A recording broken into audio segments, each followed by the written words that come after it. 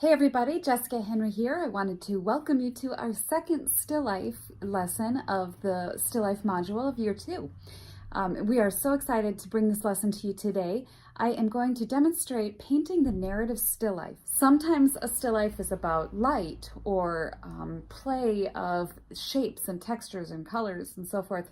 In this still life today, I really wanted to play with the ideas of a story. So this still life is all about creating and setting up a still life that is designed to evoke memories. So that is my entire focus throughout the course of this painting. All right, you guys, let's jump in.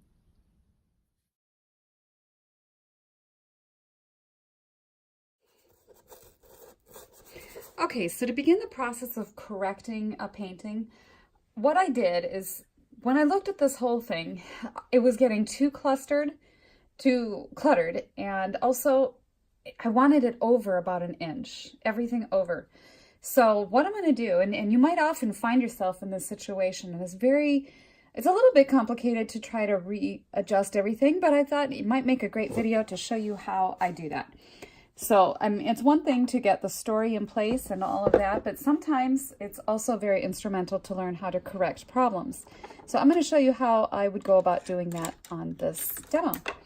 So I have a smaller brush, just a size 2, and I have an inky mixture here down below.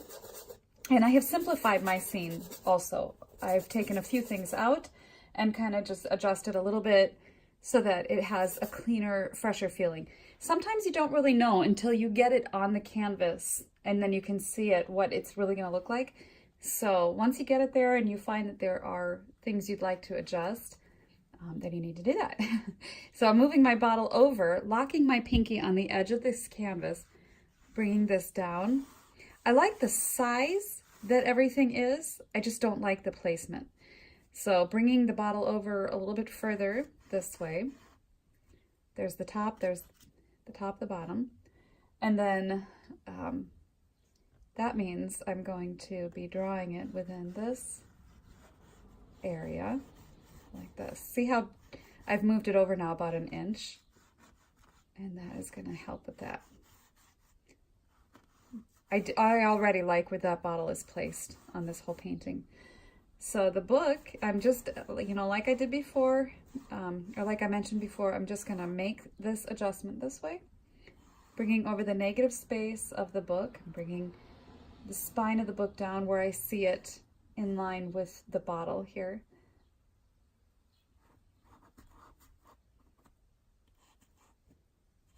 And to draw these different perspective issues, I'm looking at the negative space that's created by the objects themselves.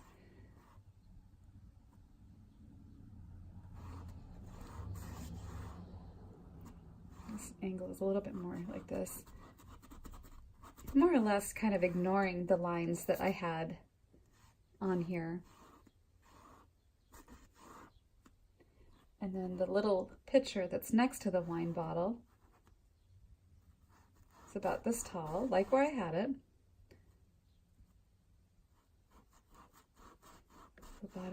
So it's going to fit within that top and bottom. If you notice, that's how I adjusted these things. I gave it a top and a bottom, and then I'm moving it in the right direction, looking at the negative space between this little vase and the wine bottle.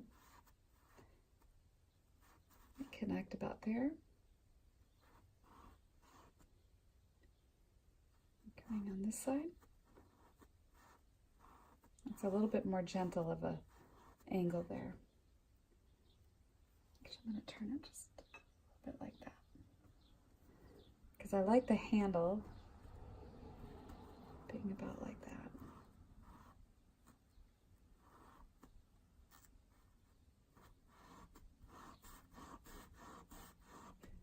That feels better.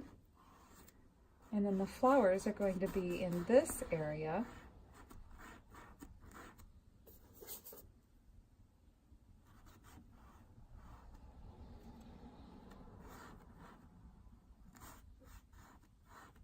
About like that.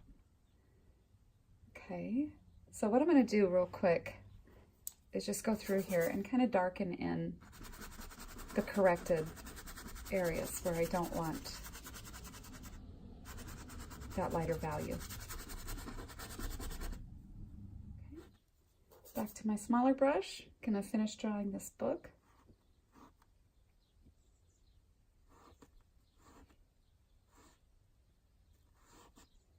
Making sure that when you draw things like books, that every line is parallel to each other. Like these two edges here have got to be parallel. These two edges here of the book have to be parallel as well.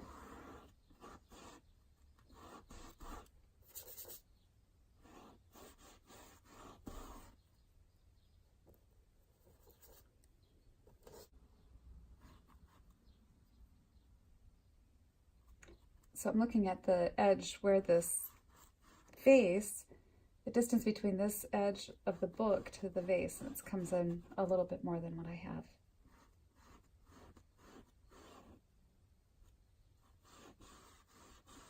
About like that.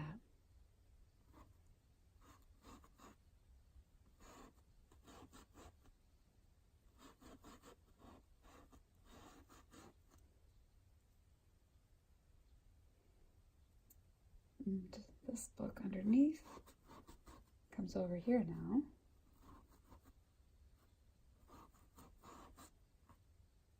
Actually, the spine of this book comes more about in line with the bottom of the bottle, about in the middle there. So we're going to bring that over some more. So you can see it's not too difficult to make adjustments as you're going along. Just important that you remember to make those adjustments. Don't just leave them and hope that you'll correct them as you're going along, because that seldom ever happens. You need to make sure that as you're working that you feel good about your painting at every step of the way. If you don't, then somewhere you went off track, and so you need to find out what happened and how you can make those corrections. That's one of the main things that we really wanted to focus on this year with the Renaissance Academy, is how to begin thinking more like an artist rather than an art student. So in this case, you know, I lived with the painting overnight and I thought, how's it looking? And realizing that there were issues with the composition that really were not helping the overall feeling. Now I can start working on the darker values and getting the rest of that in place to where I'm comfortable with the dark, medium, and light values. So just taking a little bit darker mixture. This is going to help me identify where my darker areas are. Just thinking about the massing in of these. We'll connect this bottom book to just a slightly different value.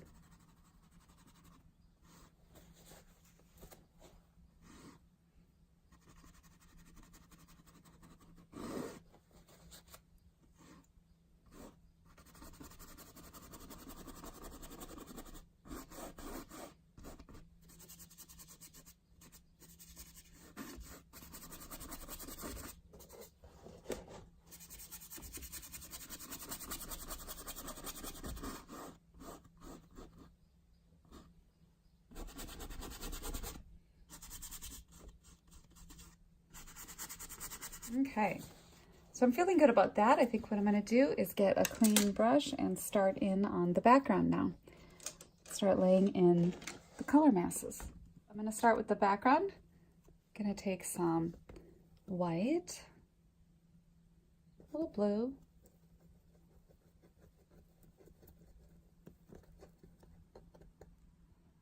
maybe a little bit of yellow ochre, and just a touch of burnt sienna.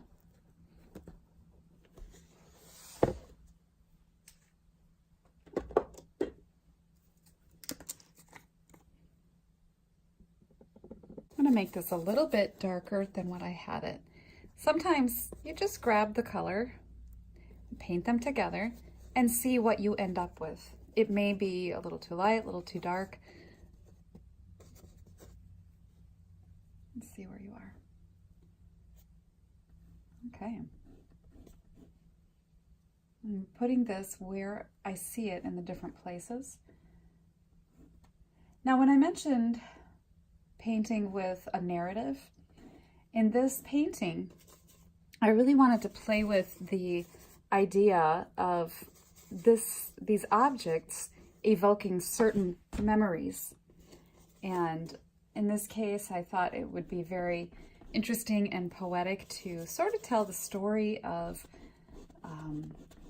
you know, a summer day, maybe at the beach or whatever, with the daisies, the bottle of empty wine, the book. It just makes me personally think of warm summer days. And so that is that is my narrative in this painting. And you want to keep it fairly simple. You don't have to come up with a really elaborate story for a narrative still life. Sometimes it can be just as simple as a memory of your grandma and maybe her favorite ring and an old photo album, just hand-worn, hand-loved, and maybe one little sprig of her favorite flower, or just something like that. Just anything that, you know, goes beyond the idea of how to paint specific objects, and instead tell us something a little bit more. So we talked last year a lot about painting the movement of light and capturing transparency. We painted copper and steam and just other interesting effects. The purpose of those lessons last year were to get you in the mindset of discovering the joys of how to paint certain things. This year, I want you to paint more with the idea of how to tell a story and how to get your viewer engaged, thinking more like an artist rather than an art student. And that is the idea behind the narrative painting. Last year, in year 1 of the Renaissance Academy, we ended the year on a narrative painting. And in that context, the assignment was to gather a series of photos, plein air studies, whatever might spark your interest as far as creating and developing a story. This year, with at least with this lesson, and towards the end of the year, we're going to be focusing a lot more on just stretching your creative abilities.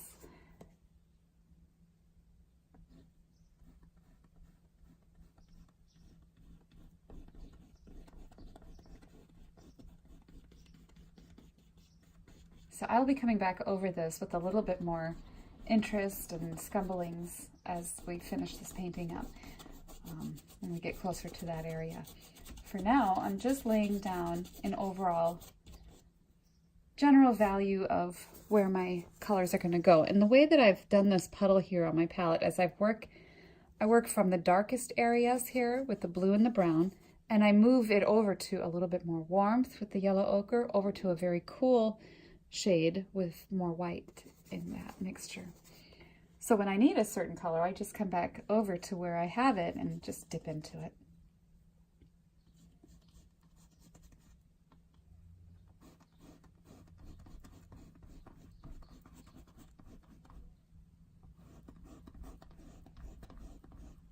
And again, I'm just laying down all of the darker areas of this background color where I have it showing up in the painting.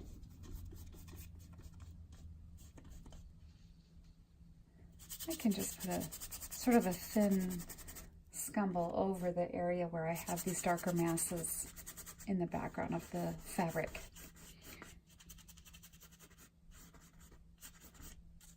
I really wanted this fabric to sort of evoke the feeling of water.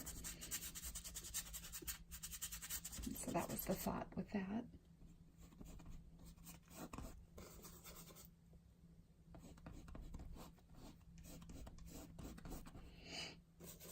I need a little bit more warmth and lighter tones, so I'm grabbing a little bit more yellow ochre.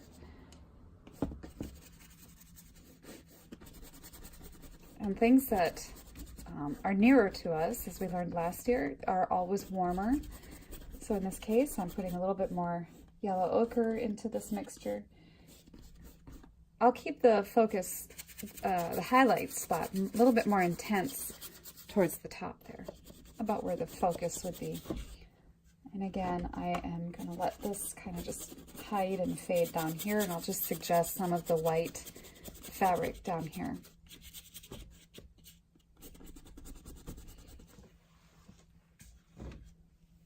All right, now I'm going to get into some of the fabric. And the best way to paint fabric is to squint down at it and just really try to simplify. What I'm going to start out with here is the lightest shade that I see when I squint down at this. And I'm using the same color pile that I have here with a little bit more yellow ochre in this mixture.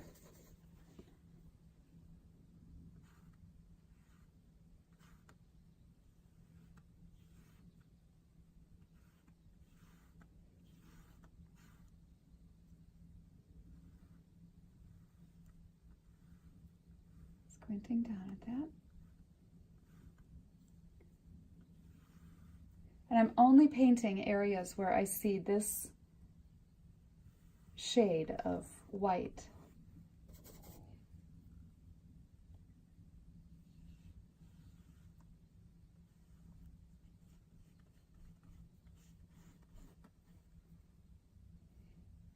So it's kind of going over the bottle, the edge.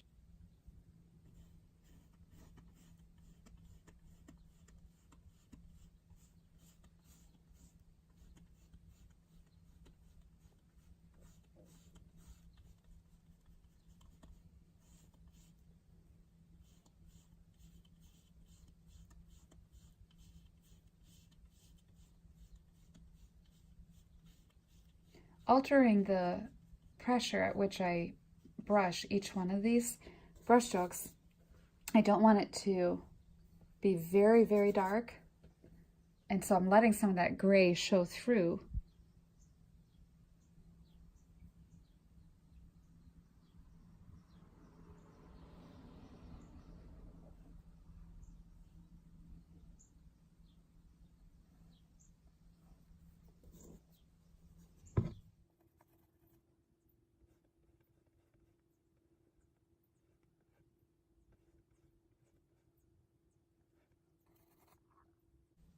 Just squinting and trying to get the overall shape of these fabric passages in here.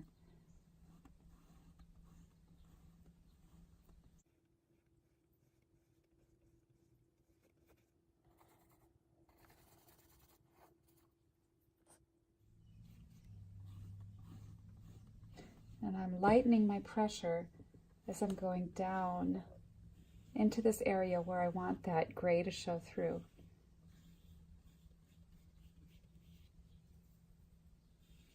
And allowing that just to fade, because we don't need the eye drawn to the edge of the canvas over here. So we'll keep that quiet and underplayed so that it has a sense of movement, bringing you in here and then playing around here and then just sort of freeing the exit to up here. And I'd like to allow as much of this fabric to have sort of a glowing, soft, lost edge quality. And if I put that background a little bit darker next to it, and then allow some of the whiteness, soft edge there to sort of be swooshed up into that darker background, it'll almost have the illusion of glowing, that it's glowing.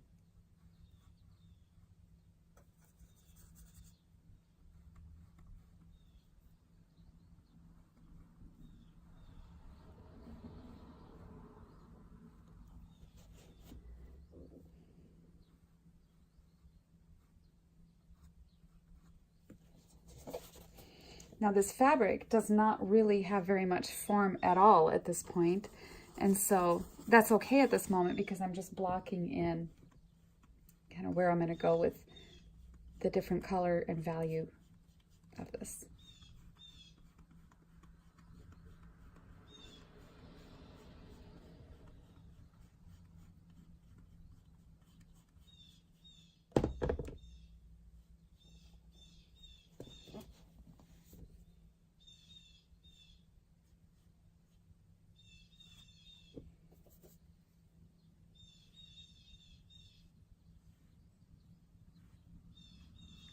A little bit of that sky blue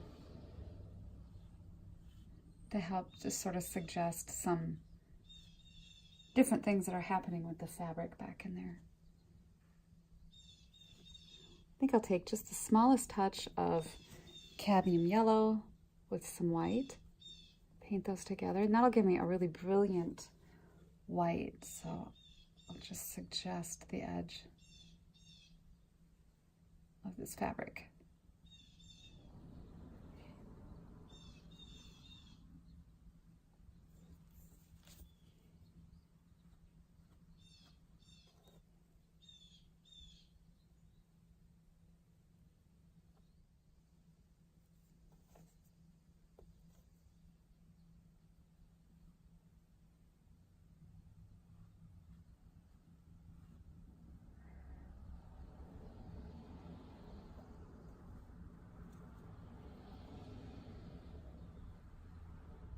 Go back in through here and put some of the fabric information behind this face.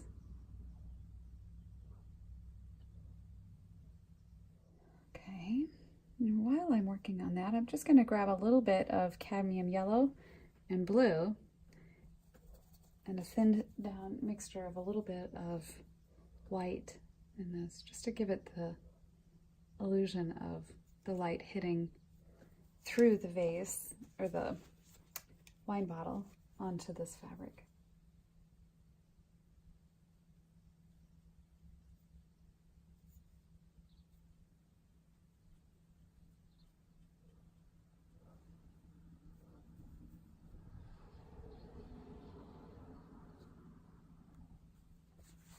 All right, that's all. We don't need to get too much on there.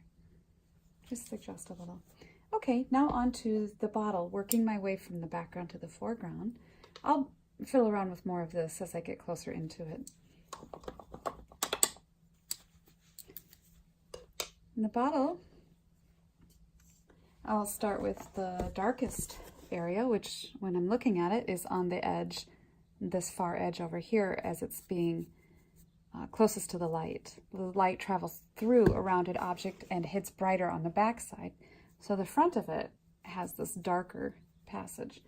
So when I squint down at it, I see it right in this area here.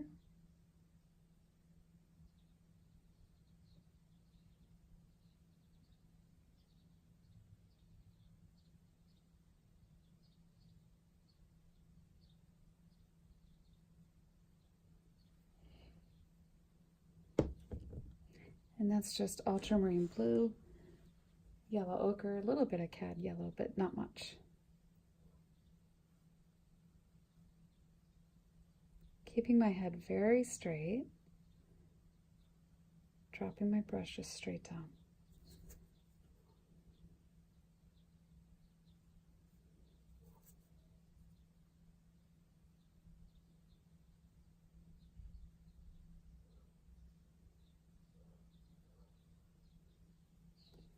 Okay.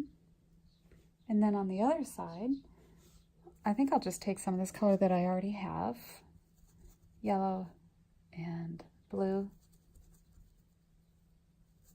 Yeah, it's a little bit darker green on this side. Getting myself straight in front of the canvas.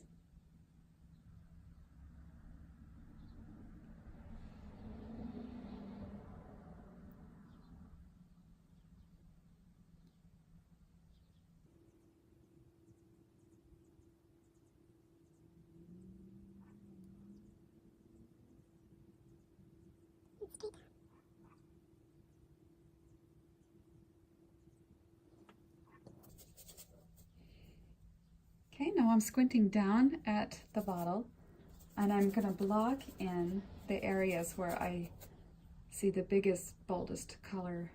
Remember that there's fabric behind it, which is affecting the way that the color is showing up. If this white fabric was not behind there, it would have a slight,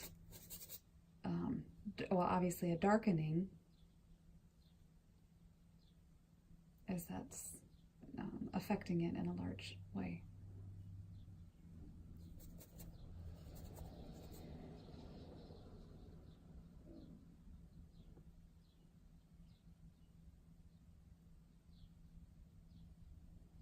Just laying down pieces of paint as the bottle turns, the glass turns under the light.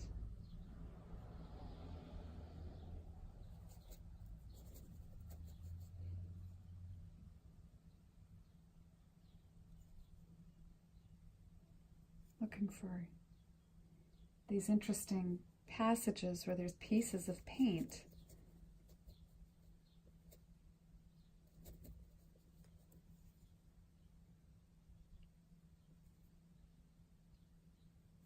Squinting down all the time, squinting.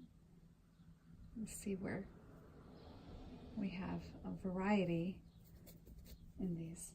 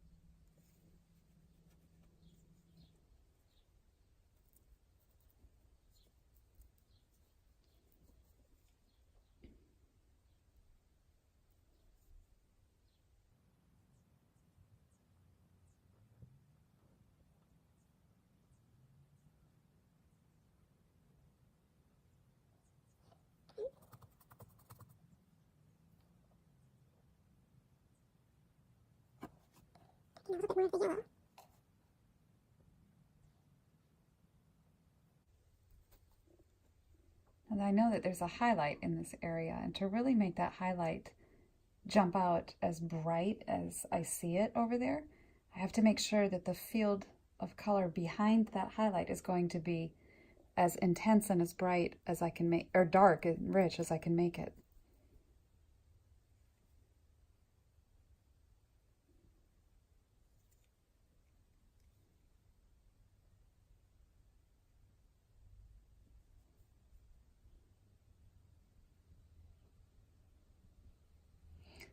Okay, and then we'll get the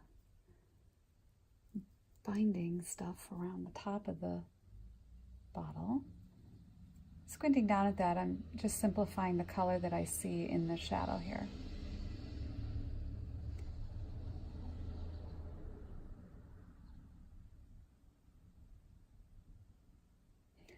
A little bit white to this yellow ochre.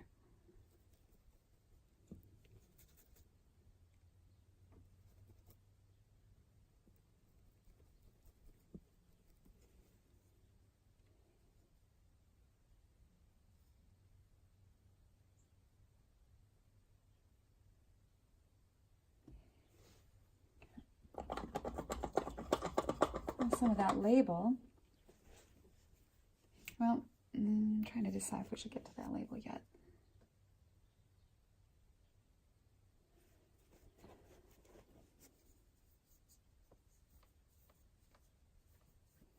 Okay. Some phthalo green, ultramarine blue. Just go right into that yellow ochre color that I have there. A little darker.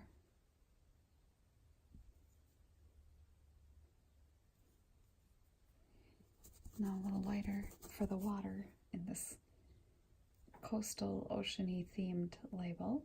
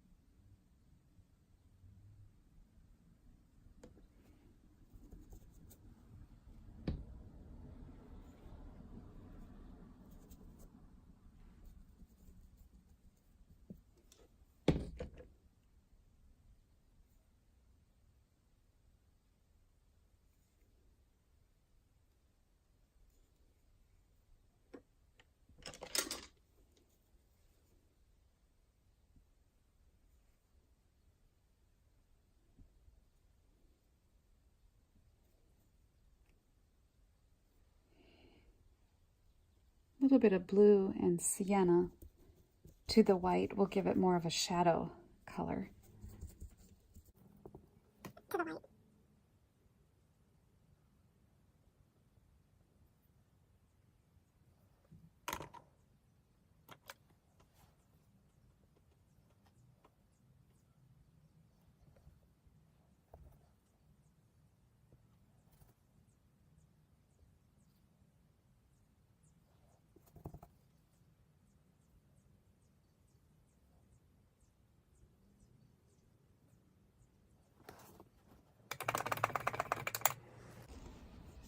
Okay, on the other side of the wine bottle, there's more of the label.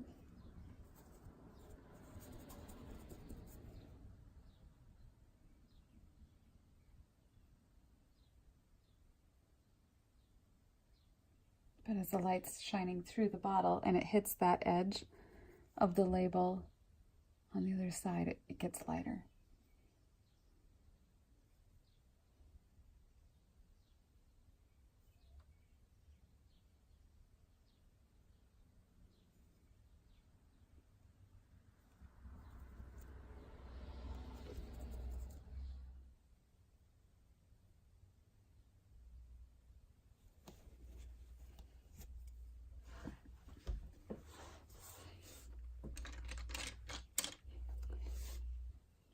All right, now I'm going to take some just brilliant color of cad yellow to just suggest some of these shimmering passages where the light's shining through there.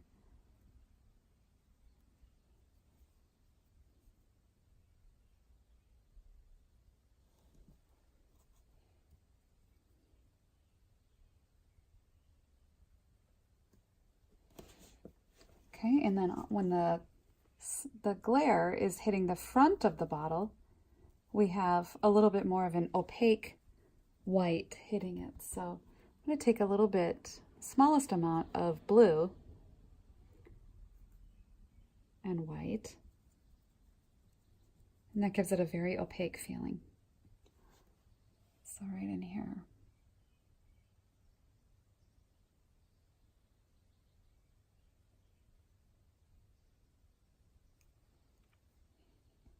And then I'll just do a little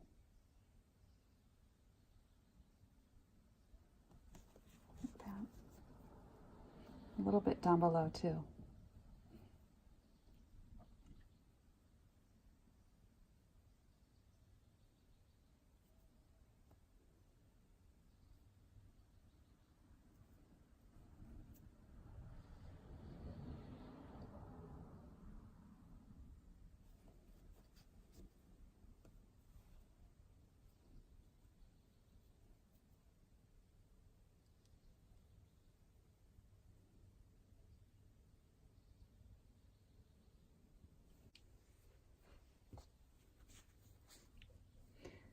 I'm going back through here and just kind of refining the drawing of the bottle a little bit more.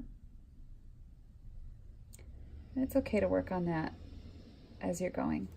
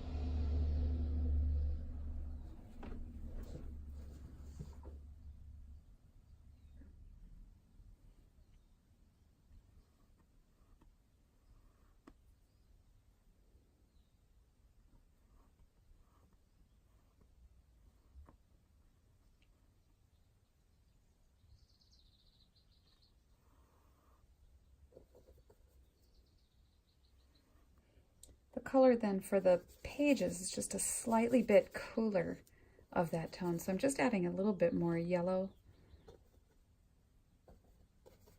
ochre and blue to that mixture.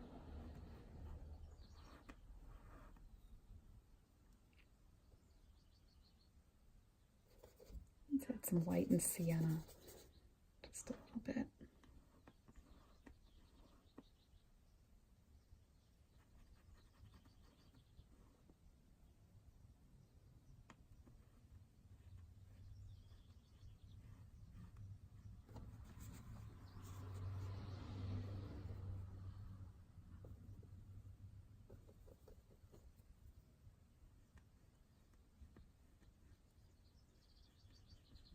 Too much green. Let's take some, I'll just go right into this mixture.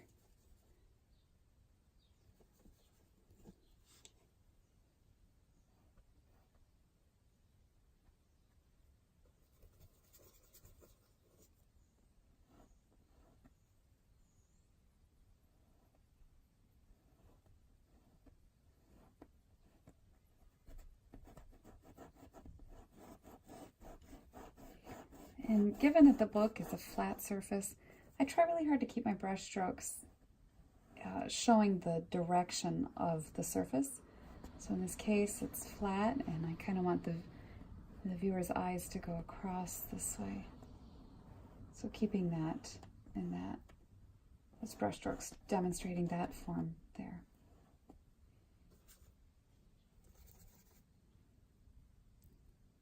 Taking more cadmium and yellow ochre to do the spine.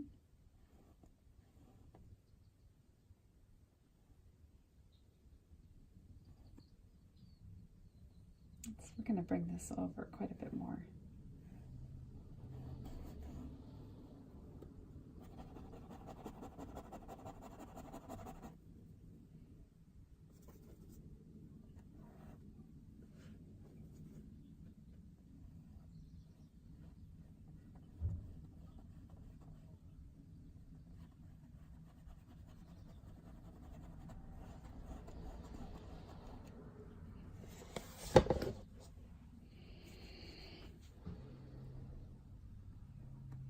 Stronger ultramarine blue in this area here. I want to really show the form of this face, the handle.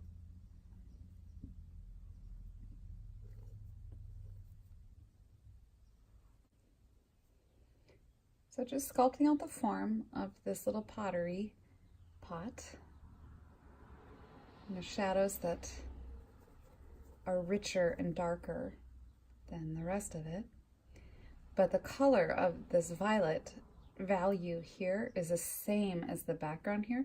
So I'm going to push the background just a little bit darker right here so that it can come forward just a little bit more. And then I'll paint the daisies in next. I still have more work to do on the book, but I'm just stepping away from there for a moment so that I can let the vase sort of marry itself into the book. So I'm sort of trying to paint them both at the same time.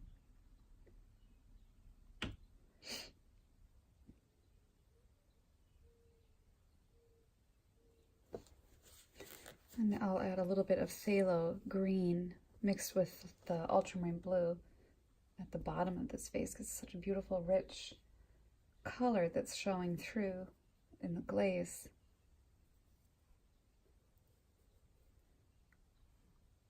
This dark shadow over here. And then we're going to put in some bounced light because we've got light sort of around the surface of these things.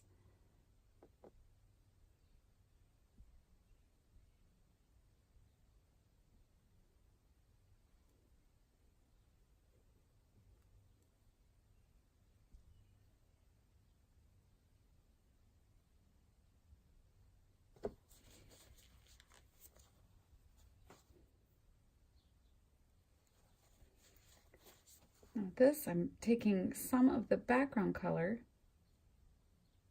and softening it into the vase itself so that it has some bounced light into it.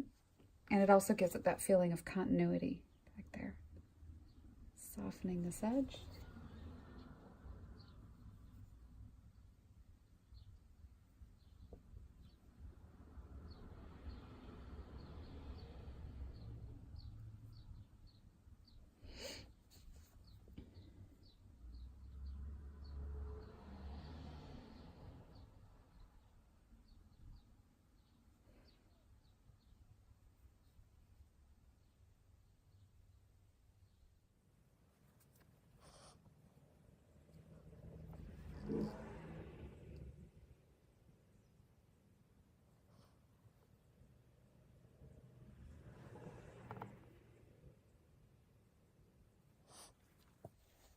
Okay, now to put in the flowers. What I'm going to do, oh, I still have the highlights to put in on the base. Maybe I'll just do that real quick. So I'm going to start out with a lighter blue, white and blue. And this will be the base around which I'll put the bright sparkle.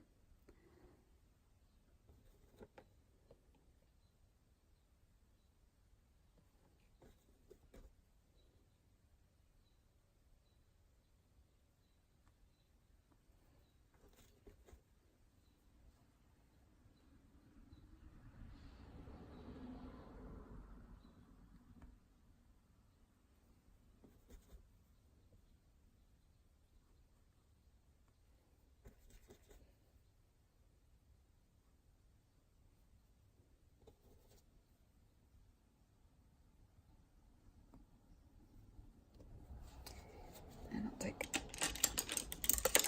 this little brush and just pop in a few select places for the highlights.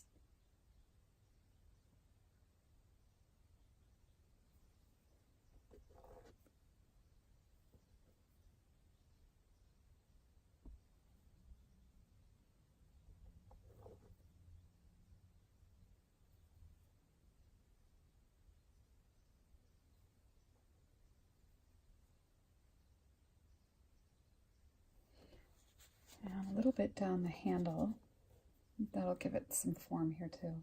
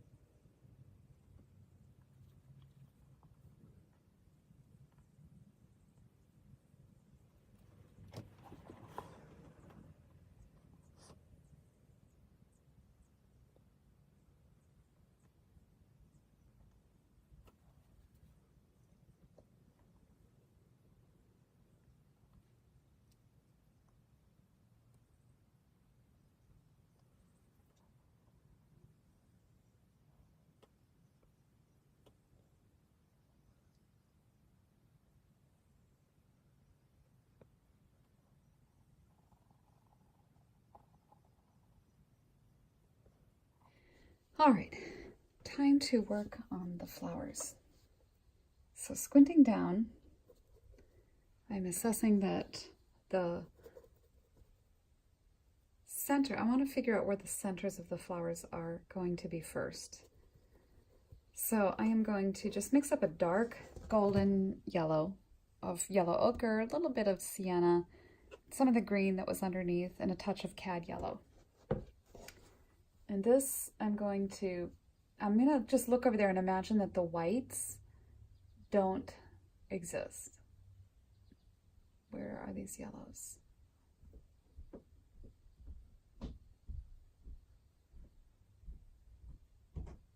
And I'm not worried about the different shades of yellow that I see inside these buttons. I just want to indicate where they are going to be in relation to each other.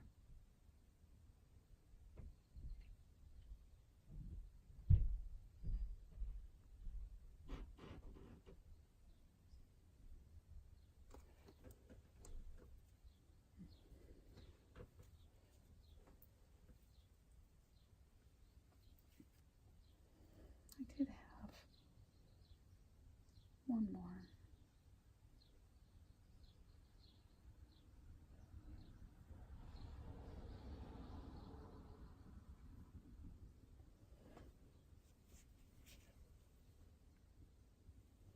Okay.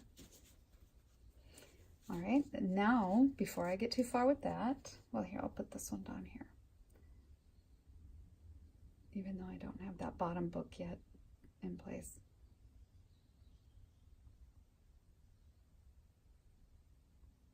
I'm assessing that that one's about there. Okay. Now I'm going to figure out where the greens of the flower head underneath are located. That way I know that the greens line up with the yellows.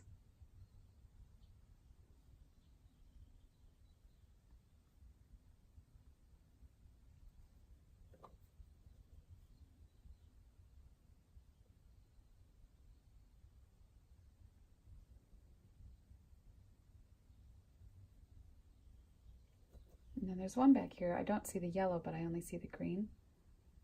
So I'm going to put this one in place right here. And this one you don't see it. It's about in there. All right.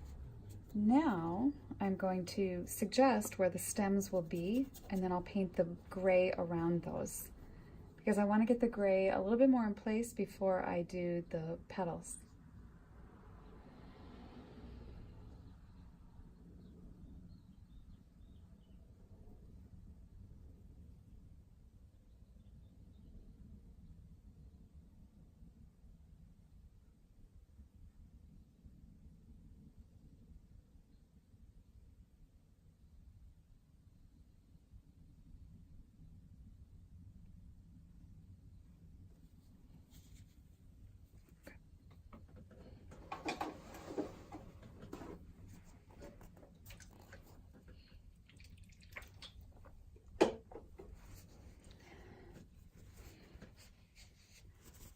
So getting some of that gray in place now, where it may not be entirely there yet. Just taking some more of that background color that I've already used. I'm sort of blending it into place around each of the areas. I don't want it to be very thick because I am going to be painting white over it.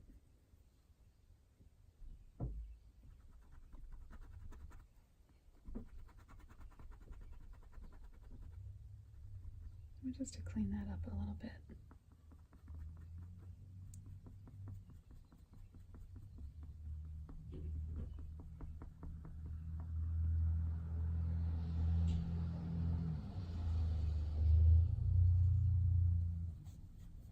Okay, now when I squint down at those flowers, I am going to just take some white right into my gray mixture that I already have, maybe just a touch of the yellow ochre. Let's see where I have with that. Okay. Squinting down where I see this color.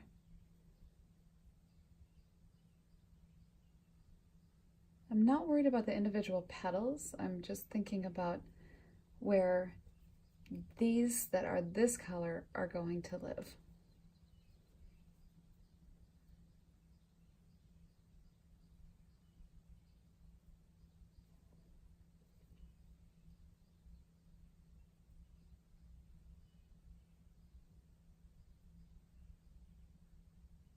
At the very end, I'll add the highlights to the petals, so we won't worry about that quite yet.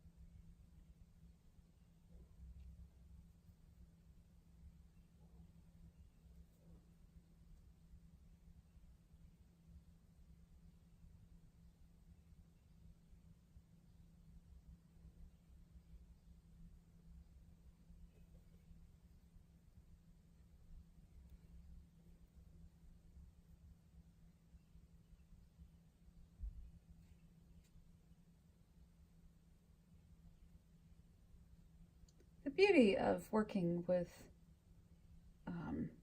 from life is that you end up with a natural sort of irregularity to the petals. They don't fall perfectly. They're not all the idealistic shapes, which really just gives it a really fun flavor that it's not perfect.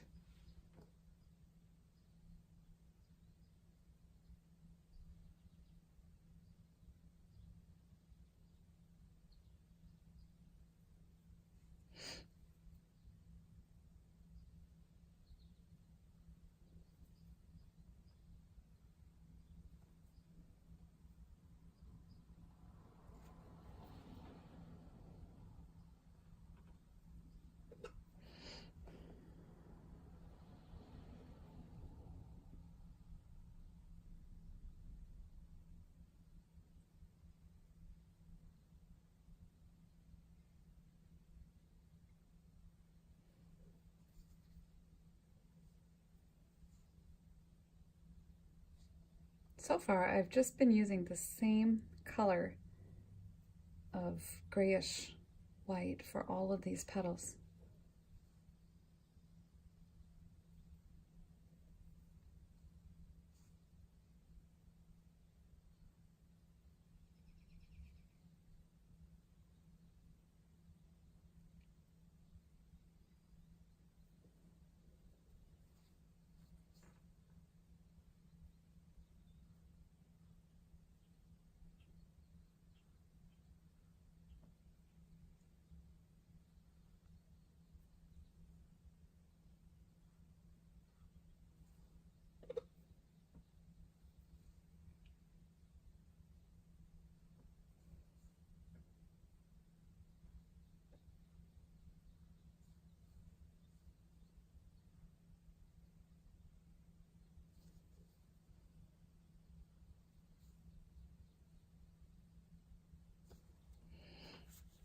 Okay, and I'll get this one down here too.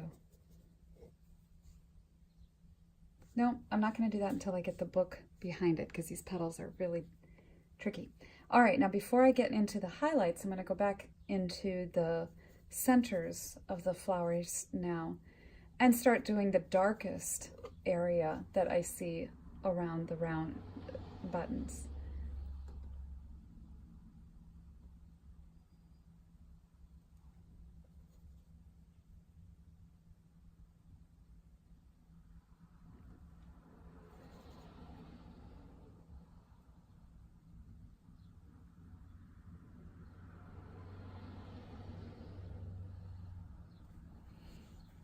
A little bit brighter lit areas.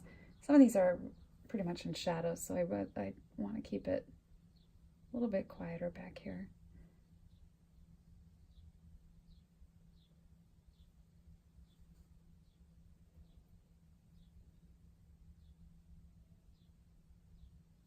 And then in the middle of the button is a pretty green spot.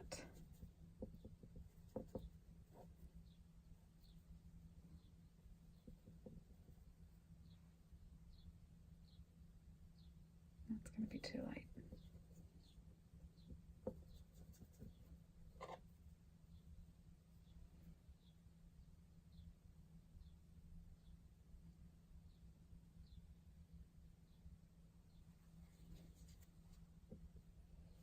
Now this one has a really bright sunny yellow, so a little cad yellow and some white.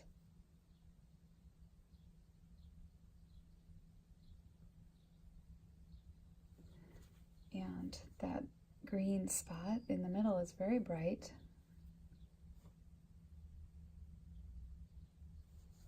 All right, now to add a little bit lighter, since I have that green on my brush, shadowed side to the stems, or the highlighted side.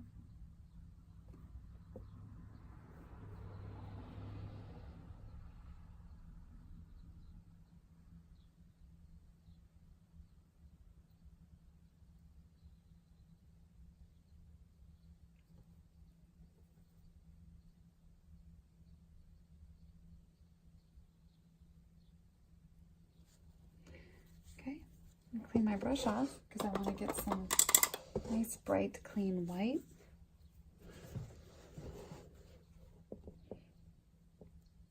Maybe just the smallest touch of cadmium yellow.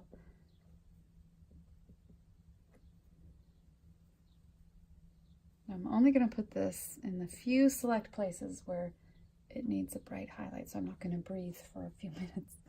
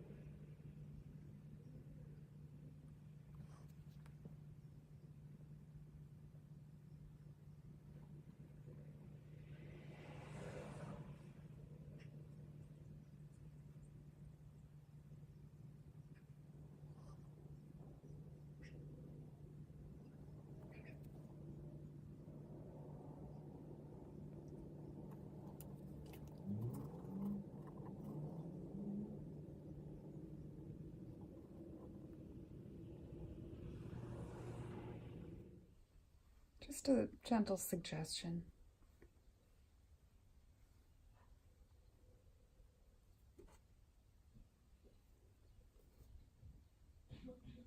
Darker shadow from the book as well.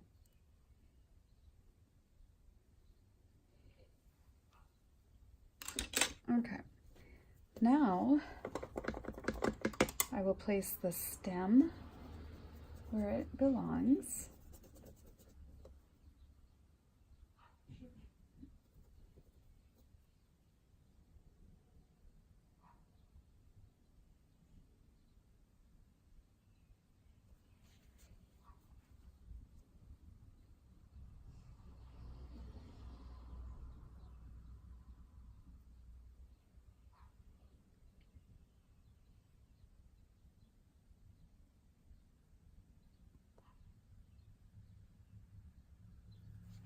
Okay, now to mix up that shadowed color of the white petals and put them all in place first, and then I'll add the highlights on top of that.